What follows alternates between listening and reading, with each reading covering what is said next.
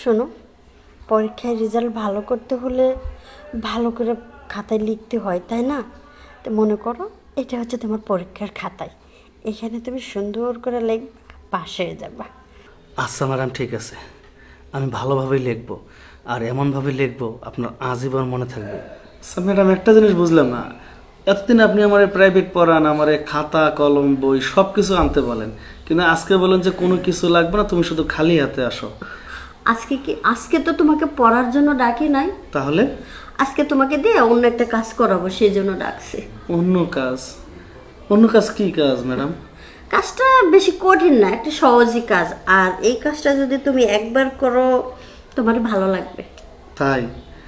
ওই কাজটা একবার করে যদি ভালো লাগে তাহলে আমি করব। অবশ্যই করবে। তার আগে তোমাকে আমি একটা জিনিস দেখাই, এই জিনিসটা দেখো। আচ্ছা ঠিক আছে, দেখেন। এই যে দেখো। কি হলো, অবাক হলে কেন?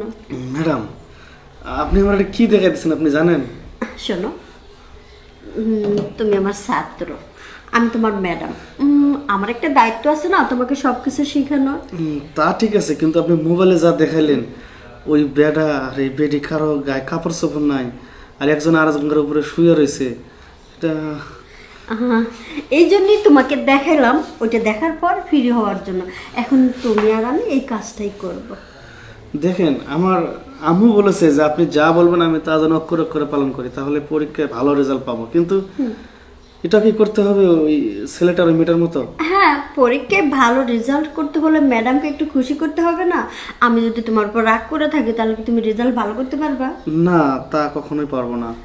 এই জন্যই তো, কারণ বই খাতা নিয়ে আসলে পড়ার মনোযোগ থাকলে এদিকে মন থাকবে না, এই জন্য এই জিনিসটা দেখো, আরেকবার দেখো কিভাবে কি করতেছে ওরা, দেখো ম্যাডাম। এই যে দেখো, জুম করে একটু কাছে টানো, দেখো কিভাবে ধরছে, দেখছো? আমি পারবো তো ওইরকম? দেখো দেখো, ভালো করে দেখো, ওদিক দেখো আর আমার দিকে দেখো।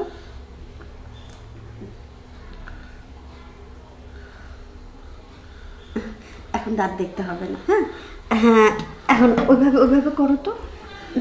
আচ্ছা ম্যাডাম, ঠিক আছে। মেয়েটা সেভাবে শুয়ে পড়ছে, আপনি ওইভাবে শুয়ে পড়েন।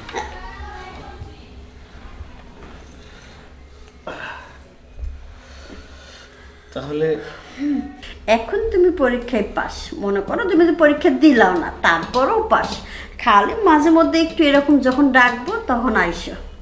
তাই? তাহলে তো ম্যাডাম ভালোই হলো। আর তাছাড়া সত্য কথা বলতে কি, আমি যখন আপনার ওই জায়গায় আমার এই মেশিনটা দিছি না, আমার যে এতটা ভালো লাগলো, আমি আসলে কখনো কল্পনাও করতে পারিনি। ভালো তো লাগবেই, তুমিও যেমন ইয়াং ভার্জিন, আমিও তো একই, তাই না? হ্যাঁ তাই তো, দুইজনে একসাথে অ্যাডজাস্ট হয়ে গেছে। হ্যাঁ। আর একটা কথা, আমি কিন্তু এরপরে ঘন ঘন আপনার বাড়িতে আসবো। তাহলে তো ভালোই হলো, আমার আর ডাকতে হবে না, যখন মন যাবে তখনই আসবা। আর আমার আম্মু যদি বলে যে ঘন ঘন আসে কেন, বলবেন যে ওর সামনে পরীক্ষা তো, একটু বেশি বেশি পড়াইতে হয়। তাহলে ম্যাডাম আমি এখন আসি। হ্যাঁ আচ্ছা ঠিক আছে, যাও। এইরকম ছাত্রই তো আমি খুঁজছিলাম, যাক ছাত্র আমার মনের মতো।